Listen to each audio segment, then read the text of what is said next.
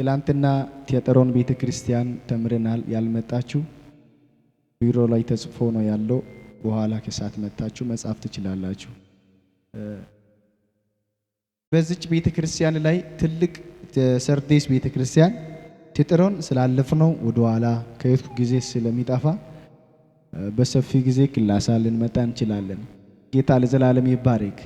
እጆቻችሁ እስቲ ከፍ አድርጎትና ውስጥ በሉት ነቃ ይለዋል በሉት። አሜን ነው። ንቁ በሚል ርዕስ ነው ዛሬ የምንሰማው፣ እንዳትረሱ። ከምን እኛ መነሳት እንዳለብን የቱጋ ንቁ ሆነ የቱጋ እንደተኛን ጌታ አይቶልን ነው። በዚህ በሰርዴስ ቤተክርስቲያን ላይ ብዙ የተማሩ ሰዎች አሉ፣ ብዙ የታወቁ ሰዎች አሉ። በተለይ በባህሯ ቱርኪ ከተማ የተባለችዋ በኤዥያ አገዛዝ ውስጥ ገብቶ ኤዥያ ይገዛቸው ነበር። በዛን ሰዓት ኤሲያ ከተባለች ወደ ቱርኪ ተብላ ነው የተቀየረችው። በተለይ በዛ ከተማ ውስጥ አሁን ይሄ ሰርዴስ ቴዎጥሮን ከተማ ወይም ቤተክርስቲያን ያለበት አካባቢ አሁን እኛ ሀገር ሰዎች አሻዋ ውሃ አምጥቶ በአካፋ ከውሃ ውስጥ አውጥቶ በመኪና ጭኖ ቤት እንደሚገነባ በዛው ከተማ ላይ አሻዋ ሳይሆን ወርቅ ይመጣል። በከተማ ደግሞ ከተማው ራሷ በሀብት የታወቀች ከተማው ነች። ከዛ የተነሳ እግዚአብሔር ለማወቅ ብዙ ተቸግራ ነበረች እና ቤታቸው ብዙ ነገር ላይ ወርቅ ነው የሚገኘው።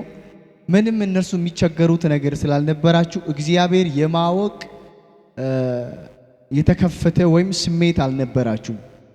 የተጎዳች ነበረች በውስጧ ማለት ነው። ስለዚህ ነው ንቃ የሚል መልእክት ወደ ሰርዴስ ቤተክርስቲያን እግዚአብሔር የላከው። አጠገብ ያለው ሰው እንደዚህ በል፣ የሚመጣ ነገር አለ በል፣ እንዳያደክምብህ በል፣ ካሁኑ ሲማ በል። አሜን ነው። የዛሬ ማጣታችሁ፣ የዛሬ ድህነታችሁ፣ የዛሬ ጉስቁልነታችሁ አትመልከቱ። ነገ ከፍ የሚያደርግባችሁ ጊዜ ይመጣላችኋል። በዚያን ሰዓትስ በዚያን ጊዜስ እንዴት ይሆናላችሁ? ጌታ ለዘላለም ይባረክ። አጠገብ ያለው ሰው እንደዚህ በልና እግዚአብሔር ንቃ ይለዋል በልን። መነሳት አለብህ በልን። አሜን ነው።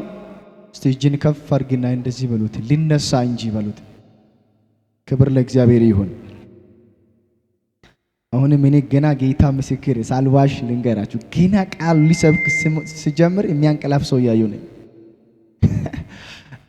ቃሉ ንቃ ይላል እና ብዬ ሊጸልይ ወይ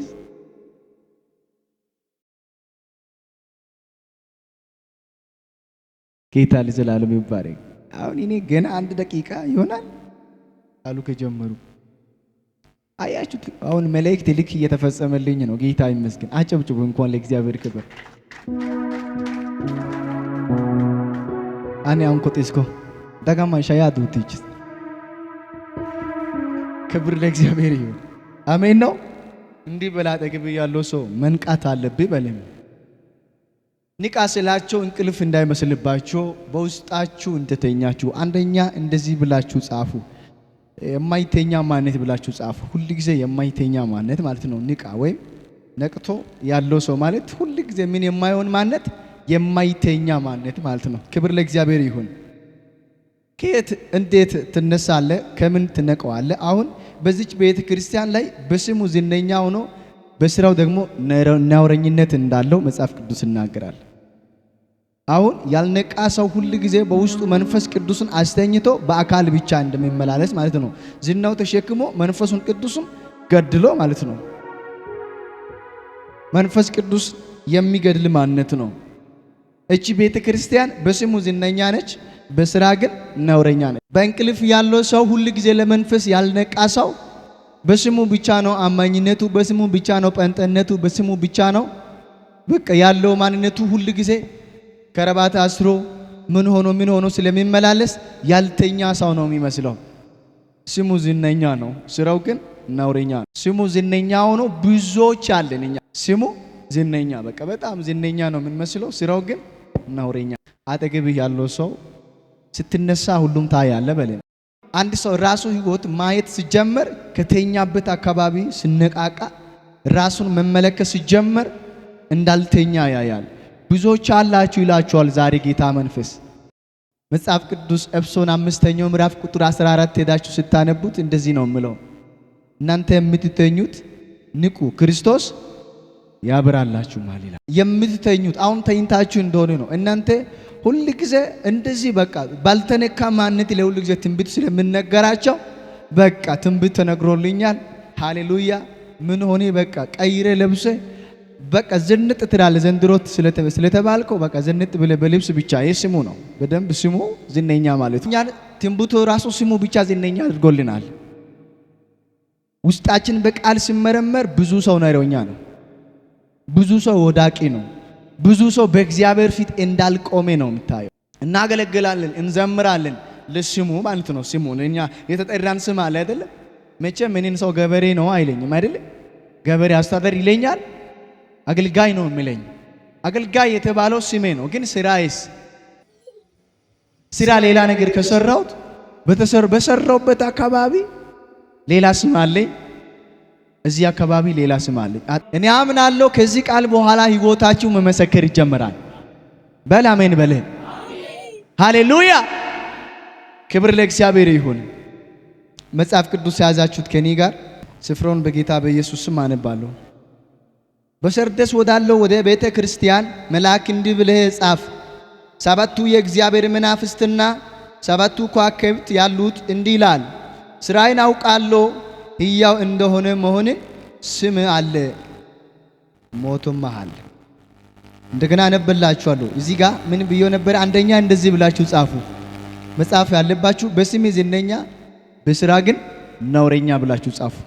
ቀጥላችሁ አንደኛው ማለት ነው በስሜ ዝነኝነት በስራ ነውረኝነት ነው። እዚህ ጋር ምን ይላል መጽሐፉ ራሱ በቁጥር 2 ላይ ቁጥር 1 ላይ ስራዬን አውቃለሁ ሕያው እንደ መሆንን ስም አለ ሞተም መሃል፣ ስራህ ግን በአምላክ ፊት ፍጹም ሆኖ አላገኘሁምና ይላል። ስም አለ ግን ስራ ፍጹም አይደለም ነው ማለት። ያ ማለቱ ሁሉ ጊዜ በተጠራህበት ቦታ ለሰው ታይታ የምትኖር ኑሮ ማለት ነው። በኋላ እመጣለሁ። እንቀጥል ወደ ታች። ስራዬን በአምላክ ፊት ፍጹም ሆኖ አላገኘሁምና ይላል። የነቃሁን ይላል። ምን ይሆንክ? የነቃሁን ሆን። ሊሞትም ያላችሁ የቀሩትን ነገሮችን ምን አድርገ አጽና። እንግዲህ እንዴት እንደተቀበለህና እንዴት እንደሰማ አስብ፣ ጠብቀውም ንሳም ግባ። እንግዲህ ባትነቃ እንደ ሌባ እመጣብሃለሁ፣ በማናችሁ ሰዓት እንደሚመጣብህ ከቶ አታውቅም። ነገር ግን ለብሳቸው ያልረከሱ በሰርደስ ጥቂት ሰዎች ካንተ ጋር አሉ። የተገባቸው ስለሆኑ ነጭ ልብስ ለብሶ ከኔ ጋር ይሄዳሉ። ድል የነሳው እንዲህ በነጭ ልብስ ይጎናጸፋል፣ ስሙም ከሕይወት መጽሐፍ አልደመሰስም። በአባቴ በመላእክቱ ፊት ለስሙ ይመሰክርለታለሁ። መንፈስ ለአብያተ ክርስቲያን የሚለው ጆሮ ያለው ይስማ። አዲስ ማንነት ከእናንተ ጌታ ይፈልጋል። በየዕለት የታደሰ ማንነት፣ በየዕለት ንጹህ የሆነው አያችሁ። እኛ የምንታየው ሁሉ ጊዜ በምን መልክ መሰላችሁ? በጣም ልንገራችሁ፣ ሁሉ ጊዜ እኛ እንደዚህ ነው የምንታየው። አንድ ጸጋችን ከተገለጠልን፣ አንድ ህይወታችን ከተገለጠልን ንስሐ መግባት አንችልም። እዚህ ጋር መጽሐፍ ቅዱስ ምን ይላል? ንስሐ ግባ ይላል። ብዙዎች ዛሬ ንስሐ መግባት እንዳለባችሁ መጽሐፍ ቅዱስ ይናገራል። ሁለተኛ እንደዚህ ብላችሁ ጻፉ፣ የአምልኮ ማስመሰል ወይም ሙሉ ያልሆነ አምልኮ ነው። ሁለተኛው ቁጥር ላይ ያለው ምን ይላል? ወደ ሁለተኛው እንምጣና ምን እንደምል ስራህ በአምላክ ፊት ፍጹም ሆኖ አላገኘውምና ይላል። ሙሉ የሆነው አምልኮ። ፍጹም ነኝ የሚል ሰው አለ? በሁሉም ነገር ፍጹም ነኝ እስቲ የላችሁም እኮ። ስለዚህ ፍጹም ያልሆነ ማንነት ባንተ ውስጥ እንዳለ በሰርዴስ ቤተክርስቲያን መጽሐፍ እንዳወረው ለእናንተም ይናገራል። ሙሉ ያልሆነ የአምልኮ ማስመሰል ብላችሁ ጻፉ። ሁለተኛ ሙሉ ያልሆነ አምልኮ በሰርዴስ ቤተክርስቲያን የነበረው ሙሉ ያልሆነ የማስመሰል አምልኮ እንደነበረው ነው መጽሐፍ የሚያወራው። ሙሉ እንድትሆኑ ጌታ ይፈልጋል። ሶስተኛ እንደዚህ ብላችሁ ጻፉ፣ ልቡን በኃጢአት የሚያስተፍር ለጠላት ያልተዘጋ አፍ። ቁጥር 3 ለምን እንደሚል ሄደን እናይ። እንግዲህ እንዴት እንደተቀበለህና እንደሰማህ አስብ፣ ጠብቀውም ንስሐም ግባ። እንግዲህ ባትነቃ እንደ ሌባ እመጣብሃለሁ፣ በማናቸው ሰዓት እንደሚመጣብህ ከቶ አታውቅም ይላል። እኔ እንደዚህ ብዬ ነው ለራሴ የተረዳሁት። አንድ ሰው መቆም የማያስችል ሳይነቃ ሲቀር የሆነ አንድ በኩል የተከፈተ ማንነት አለ፣ ወይ ለኃጢአት ወይ ለተለያየ ለክርስቶስ የማይመች ማንነት በዛኛው ሰው ልብ ውስጥ እንዳለው መጽሐፍ ይናገራል። አጠገብ ያለው ሰው እንደዚህ በል፣ እንደ ደከምክ መጽሐፍ ይናገራል በል። ልቡ በኃጢአት የሚያስደፍር ማንነት አልነቃም። ልብ ይደፈራል ግን አፍ አይደፈርም። ልቡ ምን ይሆናል? አሁን ለምሳሌ አንድ ሰው በልብ ይደፈራል እንጂ መጀመሪያ በአፍ አይደፈርም። እንዴት ነው ካላችሁ ልብ ውስጥ ያለው ማንኛውም ሰው ሊመረመር አይችልም። ምን እንዳሰብሽው በልብሽ ውስጥ ያለው መልካም ሐሳብ ይሁን ክፉ ሐሳብ ይሁን ሰው ሊያውቅ አይችልም። ማንኛው ሰው በልባቸው ያለው ክፉነቱን ማወቅ አይችልም። በኃጢአት ማንነቱ እንደሚያወራው መጽሐፍ ቅዱስ የሚያወራው። አጠገብ ያለው ሰው እንደዚህ በለ፣ ልብ እንዳይደፈር በለ። አሜን ነው። ከክርስቶስ ውጪ ልባቸው አጋንንት እንዳይደፍራቸው፣ ከክርስቶስ ውጪ ልባቸው ኃጢአት እንዳይደፍራቸው፣ ከክርስቶስ ውጪ ልባቸው ዘረኝነት እንዳይደፍራቸው፣ ከክርስቶስ ውጪ ልባቸው አድመኝነቱ እንዳይደፍራቸው፣ ከክርስቶስ ውጪ ልባቸው ሁሉ ጊዜ ድካም ስንፍና እንዳይደፍራችሁ። ቤተ ክርስቲያን ሁሉ ጊዜ ንስሐ ልማድ ያላችሁ፣ ይቅርታ ልማድ ያላችሁ። በይቅርታ ብዙ ጊዜ የሚሸወዱ ሰዎች አሉ አይደለም? ካስቀየሙ በኋላ እንደዚህ ካድሩ አንተን ካስቆስሉ በቃ ይቅርታ ምንም አይመስሉ። አይ በጣም አንተ እንደዚህ ከወጋ በኋላ አንተ ትላለህ እሱ ደግሞ አይዞ ይቅርታ ሳላቅ በቃ ተሳስቼ ነው ህመሙ ይተዋል። አያችሁ አልጨርስም እኮ በልቡ ያለው ሳይጨርስ ነው ይቅርታ። አያችሁ ምን አልኩ መሰለ? በልቡ በኃጢአት የሚያስደፍር ደግሞ ለጠላቱ ምን የሆነ አፍ ያልተዘጋ አፍ ማለት ራሱን ያላቆመ መቻል በውስጡ ያልቻለ ማለት። አንድ ነገር ላሳስባችሁ፣ በዚህ ድምፅ ሆኜ እግዚአብሔር ዛሬ እንደገና ያቆማቸዋል። በኢየሱስ ክርስቶስም እግሮቻቸው እንደገና ይቆማል፣ ማንነታቸው እንደገና ይቆማል።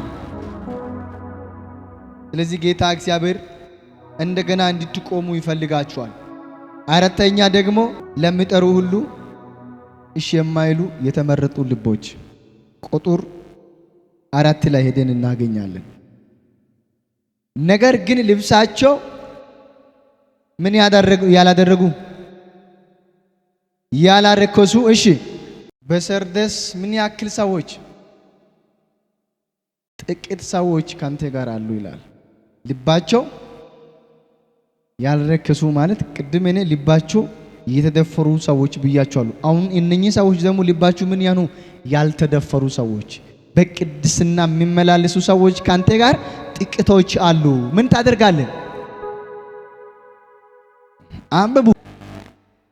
የተገባችሁ ስለሆኑ ነጭ ልብስ ለብሰው ከኔ ጋር ይሄዳሉ። አሁን የሞላ ሕዝብ ሁሉ የሚቀጠል እንዳይመስልባችሁ። በሰርዴስ ቤተክርስቲያን የገባ ወንፊት ለዚች ቤተክርስቲያንም ይመጣል። ወንፊት ይመጣል። አያችሁ ያሉት ልባቸውና ልብሳቸው ያልረከሱ ጥቂት ሰዎች እዚች ቤተክርስቲያን ይቀጥላሉ ከክርስቶስ ጋር።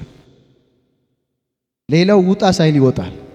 ውጣ ሳይል አሜን ነው። አጠገብ ያለው ሰው ሂድ ሳይል የሚሄዱ ብዙዎች አሉ በለ። አሜን ነው። አንተ ሳትነካ እኔ ሳልነካቸው ዝም ብሎ በቃ ለራሳችሁ ይሄ እሳት ያየ ፈስታል ምን ይሆናል? ይጨመድዳል። ወደ ኋላ እንደዚህ ይሆናል። እንዲሁ ራሳችሁ እንደዚህ ያደረጉ እነኚህ ሰዎች ምን ይሆናሉ? ወደ ኋላ ይቀራሉ። ልባችሁ ያልተደፈሩ ካንተ ጋር ጥቂት ሰዎች አሉ። ልብሳቸው ያልረከሱ ብዙዎች ሳይሆን ጥቂት ሰዎች አሉ። እነኚህ ሰዎች ካንተ ጋር ምን ታደርጋለህ? ይዜ ትሄዳለህ ይላል። ከክርስቶስ ጋር ማን ይቀጥላል መሰላችሁ ወገኖቼ? ያለ ሰው ሁሉ የሚቀጥል እንዳይመስልባችሁ። ከክርስቶስ ጋር የሚቀጥል ጥቂት ሰዎች ለቤተ ክርስቲያንም የሚያስፈልግ እንደ ሰርዴስ ቤተ ክርስቲያን ነው። ጥቂት ሰዎች ነው እግዚአብሔር በልባቸው ቅድስና ያሉ በአይምሯቸው ክርስቶስን የሚያስቡ ሌላ ማንነት እንደ ሁለት አይነት እንትን የሌላችሁ። አጠገብ ያለው ሰው እንደዚህ በል፣ እግዚአብሔር በል። ማን እንደሚወስድ አላቅም በለን። ሃሌሉያ። ለሚጠሩ ሁሉ እሺ የማይሉ የተመረጡ ልቦች። እንደዚህ ባጭሩ እናንተ የተመረጡ ልቦች ብላችሁ ጻፉ። የተጠሩ ሳይሆን የተመረጡ። እኛ ሁላችንም ተጠርተናል። የተመረጠ ማን እንደሆነ እግዚአብሔር ያውቃል። እግዚአብሔር አንተን መርጦልሃል፣ አልመረጠህም። እሱ በራሱ እይታ እግዚአብሔር ብቻ ነው የሚያውቀው፣ ማንም ሰው አያውቀው። እንደዚህ በል፣ አጠገብ ያለው ሰው እግዚአብሔር በል ባንተ ህይወት ላይ በል እንደገና ይገለጣል በል። ጌታ ለዘላለም ይባረክ። የተመረጡ ልቦች አሉ በሰርዴስ ቤተክርስቲያን።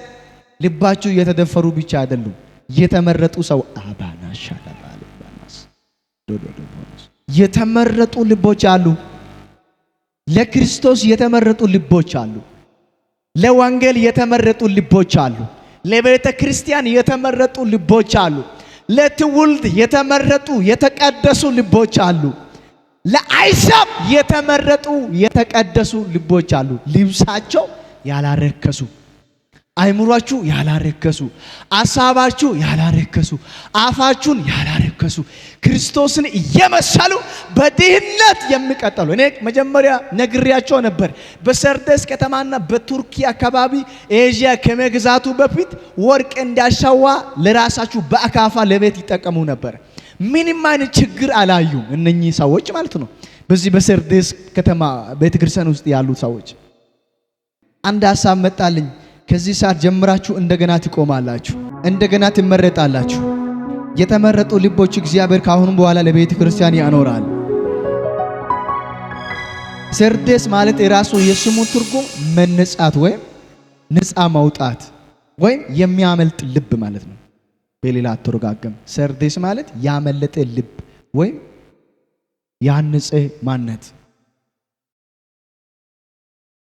አጠገብ ያለው ሰው እንደዚህ በል፣ እግዚአብሔር በለ ያስመልጣል በለ። አሜን ነው ወይ? እኔ እንደዚህ ሳየው ከኃጢአት የሚያመልጡ ልቦች አያለሁ። ከጨለማ ከሟርት የሚያመልጡ ልቦች አያለሁ። የነቁ ሰዎች ብቁ የሆኑ ጥቂት ሰዎች አሉ አለ በሰርዴስ ቤተክርስቲያን። ጥቂት ሰዎች ካንተ ጋር ምን አድርጋቸው ውሰዳቸው አለ። የሆነ አብያቸዋለሁ ወንፊት ይመጣል። ልባቸውን እንደዚህ የምነጠር ማንነታቸውን እንደገና ያዩ በወንፊት የሚያስቀምጥ እግዚአብሔር ማጣሪያ ቤተክርስቲያን ባለችበት በከተማ በአማኞች ልብ ይገባል። እጅን ከፍ አድርግና እንደዚህ በለ፣ የተመረጠ ልብ ስጠኝ በሉት። እንደዚህ በላ። አጠገብ ያለው ሰው ተጠርተሃል በለ፣ ግን ተመርጠሃል በለ። አምስተኛ ላይ ያለ ነቀፋ በእግዚአብሔር ፊት የሚመላለስ ማንነት ማለት ነው። የነቃ ማንነት ማለት ያለ ነቀፋ በማን ፊት? በእግዚአብሔር ፊት የሚመላለስ ማንነት ማለት ነው። ጌታ ለዘላለም ይባረክ። ሮሜ 8ኛው ምዕራፍ ሄደን ስናነበው እንደዚህ የሚል ድምጽ አለ። በእግዚአብሔር መንፈስ የሚመሩት እነኚህ የእግዚአብሔር ልጆች ናቸው ይላል። በእግዚአብሔር መንፈስ ሁሉ ጊዜ ራሱን የሚያመራና ለመንፈስ ቅዱስ መንገዱን የለቀቀ ሰው ማለት ያለ ነቀፋ እግዚአብሔርን የሚያገለግል ሰው ነው። አያችሁ፣ እኛ በጥበብ ቤተክርስቲያን መምራት አንችልም። እኛ በብዛት ቤተክርስቲያን መምራት አንችልም። ደግሞ ሰው ስለጠፋንም ቤተክርስቲያን የሚወድቅ አይመስልባችሁ። ቤተክርስቲያን በእግዚአብሔር መንፈስ ነው። ብዙ ዘመን ሉቃስ ወንጌል 1ኛው ምዕራፍ ሄደን ስናገኘው ስለ ዘካርያስና ስለ ኤልዛቤት ነው መጽሐፍ የሚያወራው። ያለ ነቀፋ ረጅም ዕድሜ በእግዚአብሔር ፊት ዘካርያስ ካህን ሆኖ ጌታን ያገለግል ነበር። ግን ልጅ አልነበራቸውም። በእግዚአብሔር ላይ አልጎረመረሙም። ልጅ ለኛ አልሰጠንንም አላሉ። እኛ ሁሉ ጊዜ እንድንተኛ የሚያደርግ ምንድነው ካላችሁት፣ የሆነ ነገር በማጣት ምክንያት እንደዚህ አድርጌ እንደዚህ እግዚአብሔርን ያገለግል በፊት እየወደኩ እየተነሳሁት ታውኝ ሰው ይጃይቺ ልብሳት ጫማት ቤት ክራጥቼ ሽሮ ብራጥ እንዴት ምናምን ነገር ነው። በቃ ይሄ ስብከት ነው አይምሯችን ይሄ ድካምና እንቅልፍ የሚያመጣብን። ከዛ በኋላ መንፈሳዊ ህይወት እናስተኛለን። ለራሳችን ነው የምንራመደው። እግዚአብሔር እንደዚህ ይላችኋል፣ የጣላችሁን ማንነት አንሱ ይላችኋል። እግዚአብሔር እንደዚህ ይላችኋል፣ የጣላችሁን መንበረከክን አንሱ ይላችኋል። እግዚአብሔር እንደዚህ ይላችኋል፣ ቤት በኩል እንደወደቃችሁ አስቡ ይላል አይደል? ሰርዴስ ቤተክርስቲያን ላይ ሰመርኔስ ቤተክርስቲያን ነው። ሰርዴስ ሰመርኔስ ቤተክርስቲያን ቤት በኩል እንደወደቅ አስብ ነው የሚለው። እግዚአብሔር ዛሬ እንደዚህ ይላችኋል፣ አስቡ፣ ወደ ራሳችሁ ተመለሱ፣ እወቁ። ቤት በኩል እንደወደቃችሁ ያለ ነቀፋ የሚያገለግል ማንነት ነው። ራሱና ልቡን ያላስደፈረ በነቃ ማንነት ሁሉ ጊዜ ክርስቶስን የሚከተል ሰው ማለት ነው። እኛ ዘመን መምሰል የለብንም። ክርስቶስ በመምሰል ፋራ እንሆን። እኛ ጊዜያቶችን ፓሽን መምሰል የለብንም። እኛ የሚመጣ የሚገባ የሚሄድ ሁሉን መምሰል የለብንም። ራሳችን እንመስል፣ ክርስቶስን እንመስል። ከዛ በኋላ እሱ ሲመጣ በእኛ ላይ እሱ ለመመሰከር አያፍረም። መጽሐፍ ቅዱስ መጨረሻው ላይ ምን ይላል? እዚህ ሰርዴስ ቤተክርስቲያን ላይ በአባታችሁ በአባቱ ፊት ጌታ ኢየሱስ ስለነሱ ምን ይሆናል? ይመሰክራል ይላል። ስለዚህ ያለ ነቀፋ እግዚአብሔርን የሚያገለግል አገልጋይ ላይ ሕዝብ አማኝ ላይ ጌታ ለማውራት ለመመሰከርም አያፍራም። ክርስቶስ ባንተ ህይወት እንዳያፍራ አዋስንታን እንት አዋስንታን ተአዋስንታን ታይንተስ ወይ ገነዳይስ ማርካታና ዳይስ አጌቲ ባንተ ማዩዋ ቱንሲ በና ጌታ አጌቲ ባንተ ኦነተታ ኩንተተ ዋቲሚ በና ጌታ አጌቲ ባንተ ወዘና ነገራኒ ዋትሲ በና ጌታ ዳፈርሲ በና ጌታ ያገዳ ታኒ ተአዋስንታን እንተሲ ማርካታና ያግስ ዴታ ዳሮቲ እንተ ወዘና ነገራን ዳፈርሲ ኢየሱስ አየለና ዲያጌቲ ዴታ ዳሮቲ እንተ ወዘና ጣላያ ሳአቴምድ ኢየሱስ ይዮ ደየላተና ዲያጌቲ ኢየሱስ አካየለና ዲያጌቲ አቺ ያገስ እንተና ሰሏ ጦሳይ እንተ ወዘና ኮስሚቴ ታይንተና ወንቶ የላተና ማላገስ ታይንተ መዝሙሪያን የላተና ማላ ታይንተ አጋዛን የላተና ማላ ታይንተ ሊሳንያን የላተና ማላ ታይንተና ቲያሲማ የላተና ማላ ታይንተና ዘመርሰሲማ የላተና ማላ ታይንተና ከሳሲማ የላተና ማላ ታይንተና አካል ያላ በሳሲማ የላተና ማላ ታይንተና ቦንቺሳሲማ ካውየና ማላገስ ኢየሱስ ወዛና ፔዝጊቴ አገ ኢየሱስ አስዩሳ ወዴ ወልቃማኔ አካፋን ወርቃሶ እኪያ ከተማ ኢየሱስ ወንጌል ያገልሲያ ኢየሱስ ወልቃማ ባና ዳንዳይዳ ኢሲያ ላፑን ቤተ ክርስቲያን ያቶኪ ወትዳ ከተማ ኤዥያ ከተማ ደግሞ አሽከረተ ተዋትዲ ሚያ ኢየሱስ ወርቃዝኔ ባንተሶ ጉብ ገልሲያ ጌታ ከሲተጊ ባና ገልሲዳ ኢየሱስ አቺነ ጎምፓ ጊዶ ገለና ያገስ አቺነ ከታ ጊዶ ገለና ያገስ ታና ሃያ ጋሲማ ነሶን የለው ፓጊስ ታና አመናዳ ኤከሲማዳ አሼስ ያጋ ማርካታ ሲማዳ ወንቶ ቀሲ ነመንገደ ወይኮነ ኦጌ ታና የላ ያጋ ጊዶ ፖያገስ አማኒዳ ጌቶ ኡይደ የላዮ ፒቴ ዝግሪዲ የላዮ ፒቴ ጫየቲዲ የላዮ ፒቴ አዋ ሲንታኔ ታና የላቶ ፖጋ በዚህ ሰዓት ኢየሱስ ለኔ ወንድሜ ነው ብለ በአጋንንት ፊት ከመሰከርክ በኋላ ሰማይ ስትሄድ ካንተ ከነቃፍታና ከርኩሰት የተነሳ ልጁ መልካም ምስክርነት በአባቱ ፊት ለማውራት እንዳፈርብ የሚያሳፍር ሰው አትሁኑ ባካችሁ። ዛሬ እንደ እግዚአብሔር ሰው ነው ማውራው። የጀመራችሁትን መንገድ ለመጨረስ ሞክሩ እንጂ ንቁ። ያስጀመረውን ጌታ ኢየሱስ ክርስቶስ አስቡት እንጂ ንቁ። ስሜታዊ አንሁን። የሚበሳጭ ማንነት ካለ እንግደል። እሱን በመምሰል እንራብ፣ እሱን በመምሰል እንወድቅ፣ እሱን በመምሰል በቃ እንጠማ፣ በራቆት እንመላለስ። ነገ ትልቁ ቀሚስ እንለብሳለን። ማንም ከኛ ሊወስድ የማይችል ትልቁ አልብሶ እሱ ብሎን ሲያለብስ አንተ ደግሞ አጠገብ ቆመ አባቴ ይሄንንም አሳፈረ። የነቃ ማንነት ማለት ያልተሸነፈ እምነት፣ ጊዜውን የሚጠቀም ጥበበኛ ልብ ማለት ነው። ጥበበኛ ምዕራፍ 5 ላይ ኤፌሶን 14 ቁጥር የነቃ ማንነት ማለት ያልተሸነፈ እምነት፣ ጊዜውን የሚጠቀም ጥበበኛ ልብ፣ ያልተደፈረ ልብ። ስለዚህ አንተ የምትተኛ ንቃ፣ ከሙታንም ተነሳ፣ ክርስቶስ ምን ያደርግልሃል? ያበራልሃል። እንግዲህ እንደ ጥበበኞች እንጂ ጥበብ እንደሌላችሁ ሳይሆን እንዴት እንደምትመላለሱ በጥንቃቄ ተጠበቁ። ቀኖችም ክፎች ናችሁና ዘመኑን ዋጁ። የጌታ ፍቃድ ምን እንደሆነ አስተውሉ እንጂ ሞኞች አትሁኑ። መንፈስ ይሙላባችሁ እንጂ በወይን ጠጅ አትስከሩ። የሆነ ራእይ ታያለ፣ የሆነ መልካም ነገር ታያለ። እግዚአብሔር ጋር መነጋገር ትጀምራለ። ለትውልድ የሚያወራው ነገር ታዳምጣለ። ክርስቶስን ያላሳፈረው ሕይወት ራሱ ክርስቶስ ይመሰክራል። ስድስተኛ እንደዚህ ብላችሁ ጻፉ። ክርስቶስን ያላሳፈረው ሕይወት ራሱ ምን ይሆናል? ክርስቶስ ይመሰክራል። እሱን ያላሳፈረ ማንነት ካለ ነገ ትኮራለህ። እሱን ካሳፈርከው ነገ አንተ ትዋረዳለህ፣ ወራዳ ነህ። እግዚአብሔር ዛሬ እንዲህ ይላል፣ እንዳትዋረድ። ክርስቶስ በልብ ሁል ጊዜ ከፍ ያለበት ቦታ ላይ መቀመጥ አለበት። በልቡ ውስጥ ያለው መዝገብ የሚያስታውሰው ነው። በልቡ ውስጥ የተመዘገበልን ክርስቶስ አለ። ስሙንም ከሕይወት መጽሐፍ ምን ያርግም? አልደመሰሰም። እሺ በአባቴና በመላእክቱ ፊት ለስሙ ይመሰክርለታል። በአባቴና በማን ፊት? ያውላችሁ እዚህ ጋር አንድ ነገር አስተውሉ። አንተ ሞተ ወደ ሰማይ ስትሄድ መላእክት ስላንተ አይመሰክርም። አሁን እዛም እዚህ መላእክት ብቻ የሚያመልክ በዝቷል አይደል? እነሱ አይመሰከሩ።